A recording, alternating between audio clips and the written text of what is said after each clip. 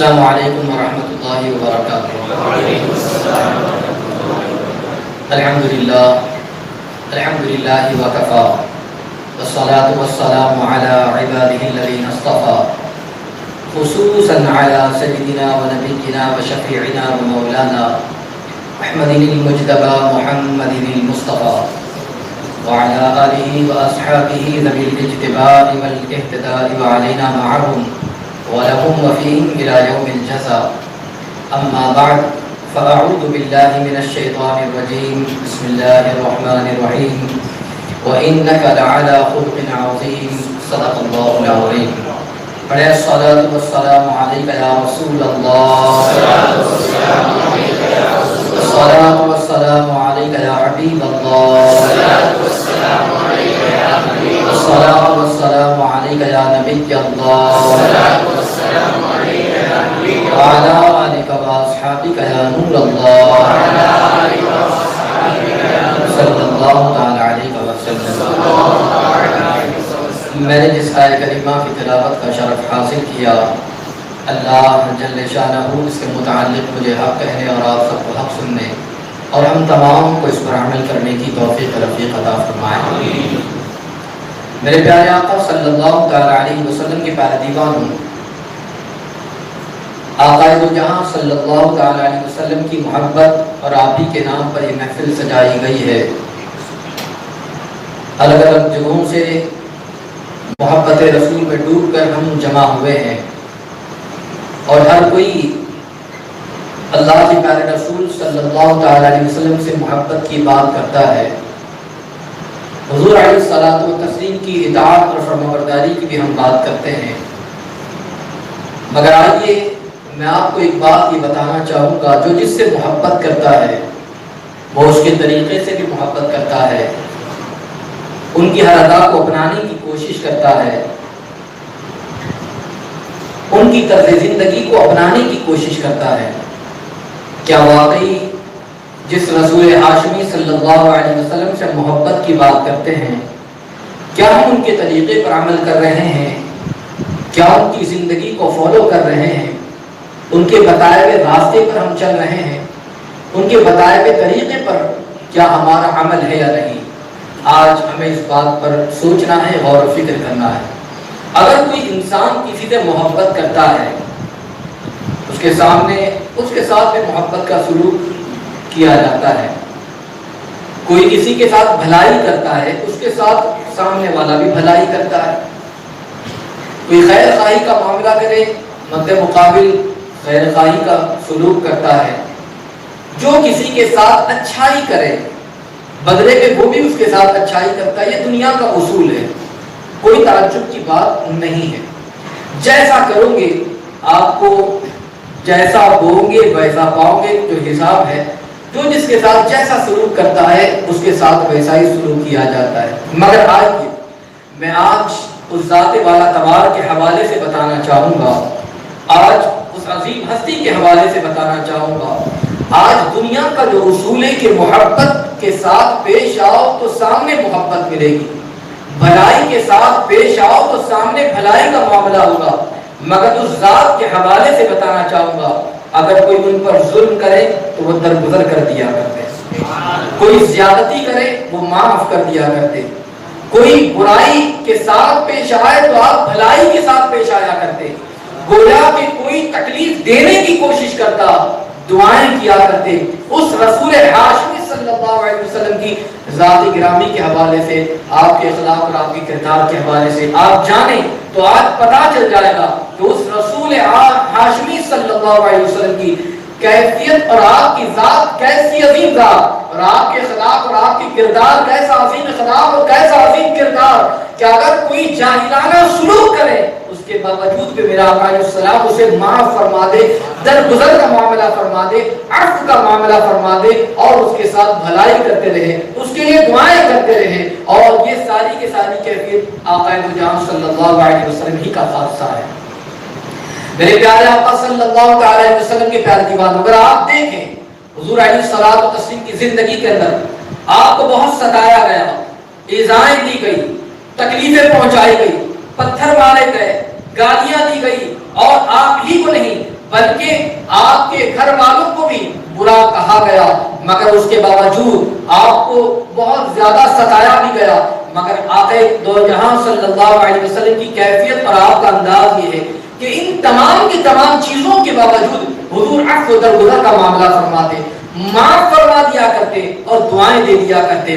आप इससे अंदाजा लगाइए, बहुत सारी किताबों के अंदर ये रिवायत मौजूद है, हज़रत ज़ैद बिन साना की ये रिवायत कि यहूदियों के वो आलिम है और जो उन्होंने आक़ा दो जहां सल्लल्लाहु अलैहि वसल्लम की जो औसाफ तौरेत के अंदर पढ़े थे, तौरेत के अंदर हुजूर अलैहिस्सलातु वस्सलाम की ज़ात के हवाले से जो कुछ उन्होंने पढ़ा था वो सब के सब नबी आखिरुज़्ज़मां के अंदर उन्होंने देख लिया था। ये सारी के सारी सिफात, जो सारे के सारे कमालात, ये सारी की सारी खूबियां ये नबी आखिरुज़्ज़मां सल्लल्लाहु अलैहि वसल्लम के अंदर मौजूद है।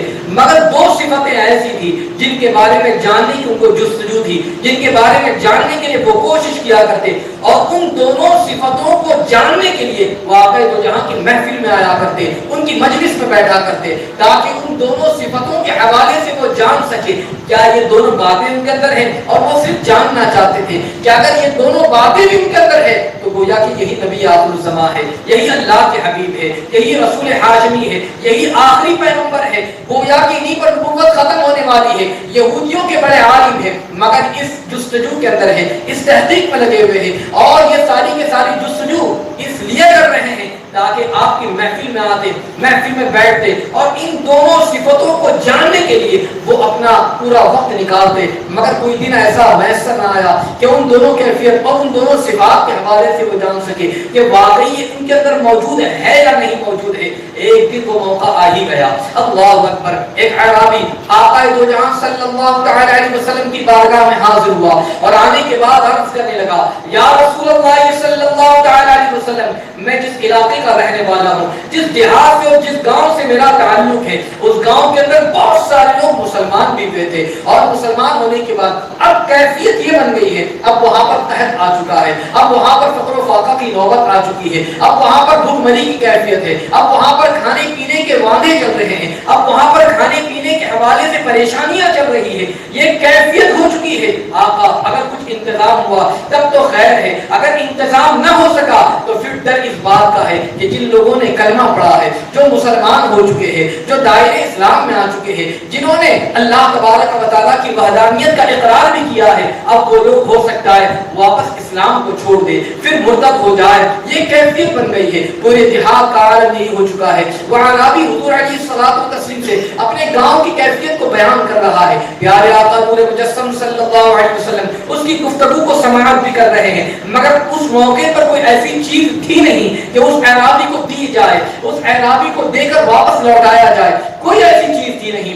ऐसे मौके पर ज़ैद बिन साना कहते हैं कि मेरे पास 80 दीनार मौजूद थे जो मैंने अपने पास रखे हुए थे, मुझे मौका मिल ही गया और उन दोनों सिफतों के हवाले से जानने के लिए गोया कि एक सीढ़ी थी जो कि मुझे उस पर मुझे पार करना था और मैंने मौके की जिस तलाश में था गोया कि वो मौका मुझे मैसर आ रहा है, इसलिए मैं हुजूर की बारगाह में गया, मैंने ये पेश कर दिया, हुजूर मेरे पास रुपए मौजूद है, दीनार मौजूद है, आप अता फरमा दीजिए। सरकार अलैहिस्सलातु व तस्लीम ने लिए और अराबी को दे दिए।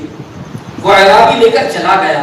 आका अलैहिस्सलाम ने एक वक्त मुतय्यन कर दिया कि फला फला वक्त में तुम्हें इसकी जो है अदायगी कर दी जाएगी। वक्त तय कर दिया गया है कि फला टाइम पर यह आपका कर्ज अदा कर दिया जाएगा। अल्लाहु अकबर। दिन गुजरते गए, रात गुजरती गई, मगर उस मौके पर यहूदी के वो आलिम ज़ैद बिन साना जो काफी दिनों से इस तलाश के अंदर थे कि ये दोनों सिफतें जो तौरेत के अंदर है, मैं जान सकूं कि ये दोनों सिफतें इनके अंदर मौजूद है या नहीं। अगर मौजूद है तो यही नबी आखिरुज़्ज़मां है और इसका मैं बहुत दिनों से इंतजार भी कर रहा हूँ। अल्लाह अकबर। एक दिन आया, अभी वक्त पूरा न हुआ था कि आका दो जहां सल्लल्लाहु अलैहि वसल्लम किसी के जनाजे में जन्नतुल बकी तशरीफ ले गए थे। हुजूर अलैहिस्सलाम जन्नतुल बकी में मौजूद है, हज़रत अबू बकर सिद्दीक मौजूद है, हज़रत फारूक आज़म मौजूद है, दूसरे कुछ सहाबा वहां पर मौजूद है। जनाजा पढ़ा जा रहा है। जनाजे से फारिग होने के बाद ज़ैद बिन साना जो है वहां पर पहुंचे। आका दो जहां सल्लल्लाहु अलैहि वसल्लम जनाजे से फारिग हुए हैं, आपके गले मुबारक के अंदर एक चादर थी। زید بن ثانہ جو ہے اس موقع پر حضور کے قریب پہنچ جاتے ہیں، چادر کو ہاتھ سے پکڑ لیا، اور چادر کو پکڑنے کا صرف پکڑا ہی نہیں بلکہ پکڑنے کے بعد اس زور سے کھینچا کہ اللہ اکبر، تکلیف بھی محسوس ہوئی، چادر بھی اتر گئی۔ یہ اس طریقے کا ناروا سلوک تھا، یہ اس طریقے کا جاہلانہ سلوک تھا، کوئی کسی کے ساتھ ایسا نہیں کرتا ہے، مگر یہ سلوک زید بن ثانہ نے کیا ہے، اور وہ بھی نبی آخر الزمان صلی اللہ علیہ وسلم کے ساتھ کیا۔ اللہ اکبر! اور اس سلوک پر بس نہیں کیا، صرف اتنے پر بس نہیں کیا، بلکہ یہ سلوک کرنے کے بعد کہتے ہیں میرے قرض کا کیا ہو گیا، اے محمد میرا قرض کیا ادا نہیں کرو گے؟ اور پھر اتنے پر بات بس نہیں ہوئی، بلکہ آگے وہ کہتے ہیں کہ تم بنو عبد المطلب کی کیفیت ہی ایسی ہے، تم لوگ وعدے کے پکے نہیں ہو، تم اپنی بات میں کبھی ڈٹے رہتے ہی نہیں ہو، تم لوگوں کے معاملات کیسے، اور نہ جانے کیا کیا، صرف حضور کو نہ کہا بلکہ حضور کے ساتھ آپ کے دادا اور آپ کے خاندان نہ جانے کہاں کہاں تک بات پہنچا دی، اور اس طریقے کی بات کرتے رہے۔ اللہ اکبر! آقا دو جہاں صلی اللہ علیہ وسلم وہاں پر موجود ہے، حضرت عمر فاروق اعظم بھی موجود ہے۔ حضرت فاروق اعظم کو جلال آ جاتا ہے، اور حضرت فاروق اعظم نے کہا کہ اگر رسول اللہ صلی اللہ علیہ وسلم کی پاسداری کا اگر خیال نہ ہوتا تو تمہارے اس سلوک کی وجہ سے تمہارے سر کو بھی تن سے جدا کر دیتا، تم یہ سلوک ہماری موجودگی میں آقا دو جہاں صلی اللہ علیہ وسلم کے ساتھ کرتے ہو۔ آپ جلال میں آ گئے۔ آقا دو جہاں صلی اللہ علیہ وسلم نے جب حضرت عمر کو دیکھا، میرے آقا علیہ السلام حضرت عمر سے فرماتے ہیں عمر تم اس طریقے سے ان کے ساتھ سلوک کر رہے ہو، یہ تمہارا سلوک ٹھیک نہیں ہے۔ اللہ اکبر! سلوک دیکھو کیسا کیا ہے انہوں نے، صرف چادر کھینچی نہیں بلکہ اور اصول بھی بکا ہے، صرف ان کی بات نہیں خاندان تک بات پہنچا دی۔ اس کے باوجود اللہ اکبر حضور فرما رہے ہیں اے عمر تمہارا سلوک ان کے ساتھ بہتر نہیں ہے، تمہیں چاہیے تو یہ تھا کہ تم مجھے یہ کہتے کہ آقا ان کے قرض کو آپ ادا کرتے، اور ساتھ ہی ساتھ میں ان کو یہ بتاتے کہ قرض کو ادائیگی کے لیے، قرض کے حوالے سے مانگنے کے لیے ان کو طریقہ بتاتے، اچھا طریقہ بتاتے، قرض مانگنے کا طریقہ بتاتے، گویا کہ تم اس طریقے کی بات کرتے، مگر تم نے ان کے ساتھ جس طریقے کا سلوک کیا ہے یہ بہتر نہیں ہے۔ اللہ اکبر! اب حضور علیہ السلام نے فرمایا جاؤ عمر، ابھی بیت المال، ابھی حالانکہ وہ وقت پورا نہیں ہوا تھا، جو میعاد رکھی گئی تھی، جو ٹائم، جو ڈیٹ دی گئی تھی، اب وہ اس وقت تک پہنچی نہیں تھی، وقت سے پہلے انہوں نے ڈیمانڈ کیا اور وقت سے پہلے مانگا۔ اب ظاہر سی بات ہے کہ جو تاریخ متعین کر دی جائے فلاں تاریخ کو آپ کی رقم مل جائے گی یا جو چیزیں مل جائے گی، بات ختم ہو جاتی۔ اب وہ تاریخ سے پہلے کوئی آ جائے اور آنے کے بعد اور فور کہنا شروع کرے تو وہ غلطی اسی کی ہے، مگر آقا دو جہاں صلی اللہ علیہ وسلم سے ایسی باتیں کر رہا ہے، وقت بھی نہیں آیا ہے، پھر بھی حضور فرماتے ہیں جاؤ عمر بیت المال جاؤ، اور جانے کے بعد اسے کھجوریں واپس کر دو، اور اس کے ساتھ ساتھ 20 سال کھجور مزید اسے دے دو، اس لیے کہ تم نے ان کے ساتھ سختی کا رویہ کیا ہے۔ 20 سال کھجوریں مزید اسے دو، تم نے ان کے ساتھ سختی کا معاملہ کیا ہے۔ اللہ حکم رسول تھا۔ گئے بیت المال، زید بن ثانہ کے ساتھ موجود ہے، بیت المال گئے، اور وہاں جانے کے بعد جو ان کو کھجوریں دینی تھی اتنی کھجوریں ان کی ادا کر دی گئی، پھر اس کے بعد 20 سا کھجوریں مزید دی گئی۔ وہ کہتے ہیں کہ یہ 20 سا کھجور ایکسٹرا کیوں دی جا رہی ہے، مزید کیوں جا رہی ہے، اس کی کیا وجہ ہے؟ حضرت عمر نے کہا کہ میرے رسول کا حکم ہے، اس لیے کہ میں نے تم سے تھوڑی سخت لہجے میں بات کر دی، میرے آقا نے فرمایا اس کا بدلہ یہ ہے کہ تم مزید کھجوریں ان کو ادا کرو۔ اللہ اکبر! مگر اس کے بعد حضرت عمر پوچھتے ہیں اے نوجوان بندے تو بتا تو صحیح، تیرا یہ رویہ میرے آقا کے ساتھ درست نہیں تھا، اس لیے کبھی تو وقت آیا نہیں ہے، اور تم نے ایک تو قرض کا مطالبہ کیا، اور مطالبہ کرنے کا جو طریقہ ہونا چاہیے وہ طریقہ بھی تمہارا درست نہیں تھا، اور جس طریقے سے تم حضور کے ساتھ پیش آئے صرف بات اتنے پر بس نہیں ہے، بلکہ اگر تم قرض مانگ لیتے غلط بات ہے، ایک تو تم نے ناروا سلوک کیا، اور پھر اس کے بعد خاندان پر تم بات کرنے لگ گئے، اور نہ جانے تم نے کیسی کیسی باتیں کر دی، یہ تمہارا سلوک بہتر نہیں تھا۔ اللہ اکبر! زید بن ثانہ کہتے ہیں اے عمر بات تمہاری دور سے، اس بات کو بھی مانتا ہوں، مگر میں دراصل یہودیوں کا عالم ہوں، میں نے توریت کو پڑھا ہے، توریت کے اندر نبی آخر الزمان صلی اللہ علیہ وسلم کی بہت ساری خوبیوں کو میں نے پڑھا ہے، ان خوبیوں کو میں نے جان لیا تھا، مگر دو خوبی ایسی تھی، دو صفتیں ایسی تھی جن کے حوالے سے بہت دنوں سے انتظار کر رہا تھا کہ میں ان کے حوالے سے جانوں یہ دونوں صفتیں ان کے اندر موجود ہے یا نہیں ہے. میں نے جو سلوک کیا ہے قصدن کیا ہے. اور وہ دونوں صفتیں کیا تھی؟ یہ دونوں صفتیں یہ تھی کہ نبی آخر الزمان کی ایک علامت یہ بھی ہے کہ ان کا تحمل ان کے غصے پر غالب رہے گا. یعنی کوئی غصہ دلانے کی کتنی بھی کوشش کرے مگر وہ ان کا تحمل جو ہے وہ غالب رہے گا. اور دوسری صفت ان کی یہ ہے کہ اگر کوئی ان کے ساتھ جاہلانہ سلوک بھی کرے اور اس کے ساتھ بھی اگر پیش آئے تو وہ ان کا علم اور بڑھتا جائے گا. ان کے ساتھ ویسا وہ سلوک نہیں کرتے بلکہ ان کے ساتھ تو بھلائی کا معاملہ کرتے. یہ دونوں صفتوں کے حوالے سے مجھے جاننا تھا. بس میں نے جو کچھ بھی کیا صرف اور صرف اسی لیے کیا کہ مجھے پرکھنا تھا, مجھے جاننا تھا, مجھے تحقیق کرنی تھی. اور اس بات کو جان لے عمر, میں نے جو کچھ دیکھا ہے اب میں جان گیا کہ جو صفت ہے, حضرت عمر رضی اللہ عنہ سے کہتے ہیں کہ یہ صفت میں نے ان کے اندر دیکھ لی ہے, یہ واقعی نبی آخر الزمان ہے, یہ اللہ کے حبیب ہے, اس بات کی میں گواہی دیتا ہوں. اور پھر انہوں نے اس موقع پر کلمہ پڑھا اور کلمہ پڑھنے کے بعد حضور کی بارگاہ میں گئے اور اپنا آدھا مال حضور کے نام پر, گویا کہ اسلام کے نام پر قربان کر دیا اور کہا کہ حضور مجھے بھی داخل اسلام فرما دیجیے. گویا کہ انہوں نے آ کر آقا دو جہاں صلی اللہ علیہ وسلم کے دامن سے وابستہ ہو گئے, کلمہ پڑھ کر مسلمان ہو گئے اور صحابیت کے منصب پر فائز ہو گئے. اے میرے آقا علیہ السلام کی پیروی مانو, اس سے پتہ چلتا ہے کہ میرے آقا علیہ السلام کا اخلاق کتنا عظیم تھا, آپ کا کردار کتنا عظیم تھا. وہ لوگ جو کہتے ہیں کہ اسلام تلوار کے زور سے پھیلا ہے, وہ لوگ جو کہتے ہیں وہ غلطی پر ہے, اس لیے کہ اسلام تلوار کے زور سے نہیں, مصطفیٰ جان رحمت صلی اللہ علیہ وسلم کے عظیم اخلاق سے پھیلا ہے.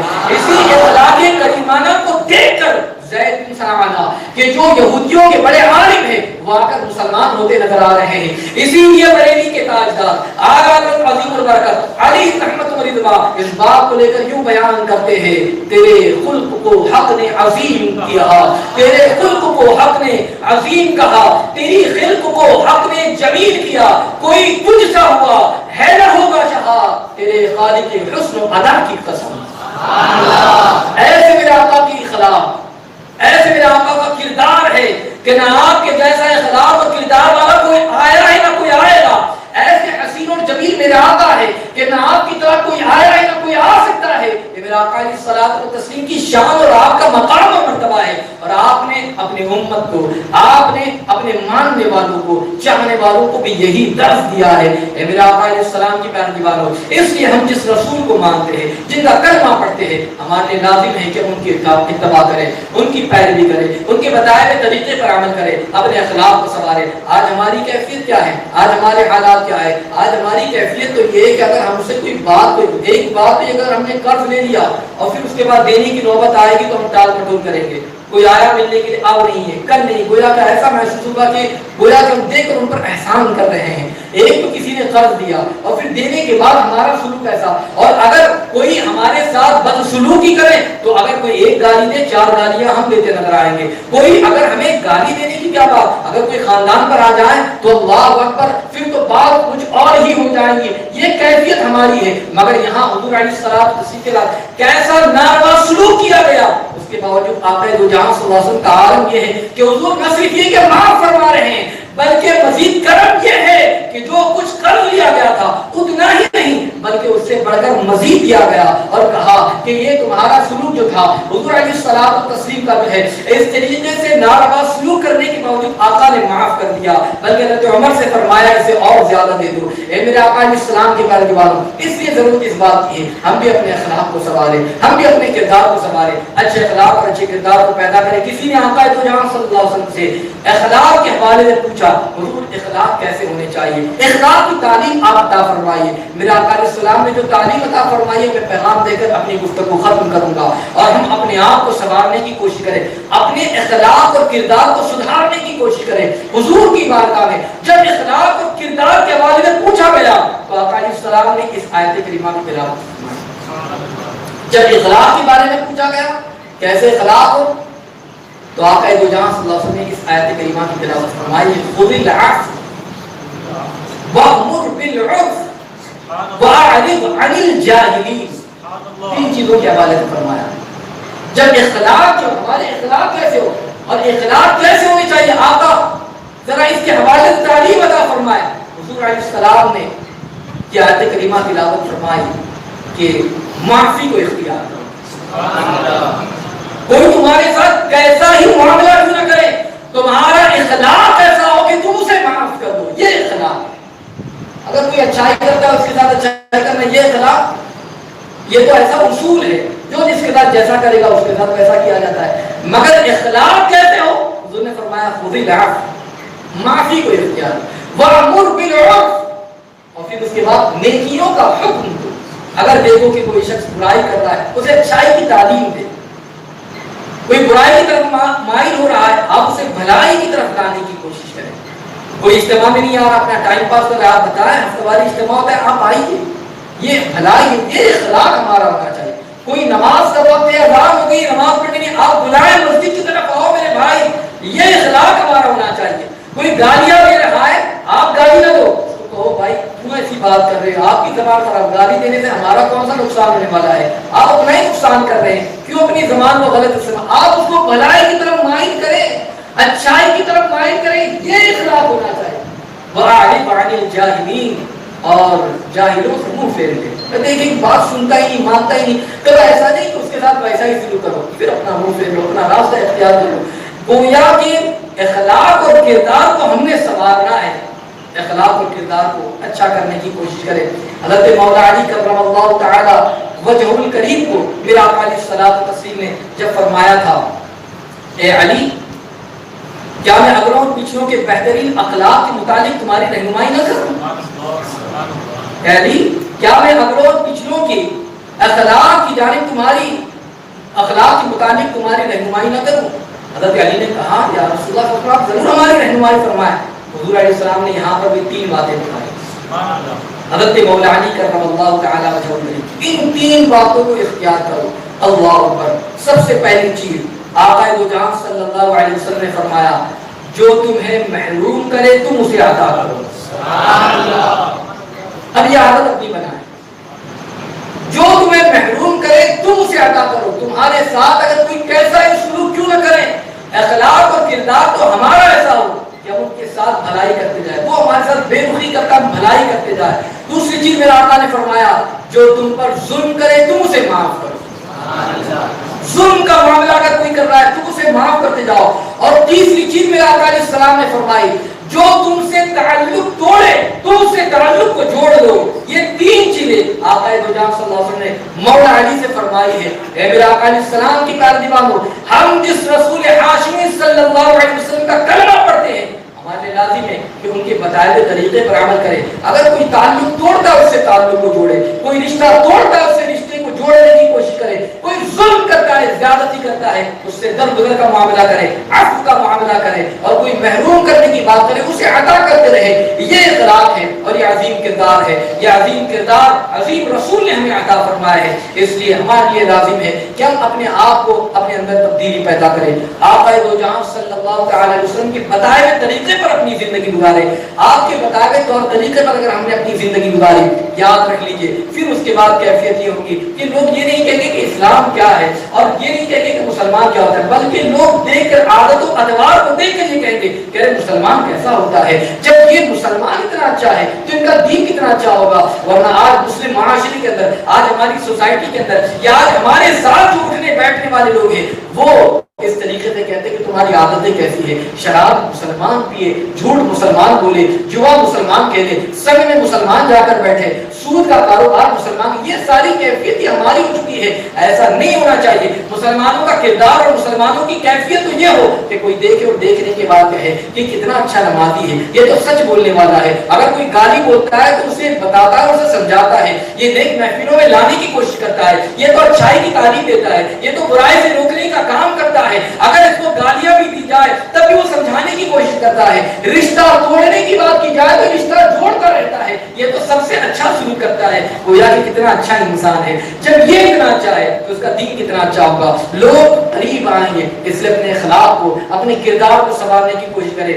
آج جس رسول ہاشمی صلی اللہ تعالی علیہ وسلم کی ذات گرامی کے حوالے سے آج ہم نے محفل سجائی، وہ ایسے عظیم رسول اور ان کے اخلاق اور ان کے کردار کا کیا کہنا۔ کسی نے ام المؤمنین سے جب پوچھا تھا کہ آقا دو جہاں صلی اللہ علیہ وسلم کے اخلاق کے بارے میں بتائیں تو ام المؤمنین نے فرمایا تھا کہ تم نے قرآن نہیں پڑھا؟ کیا تم نے قرآن نہیں پڑھا؟ کہا کہ ہاں قرآن تو پڑھا. کہا کہ قرآن ہی حضور کا اخلاق ہے. سبحان اللہ. وَإِنَّكَ لَعَلَىٰ خُلُقٍ عَظِيمٍ.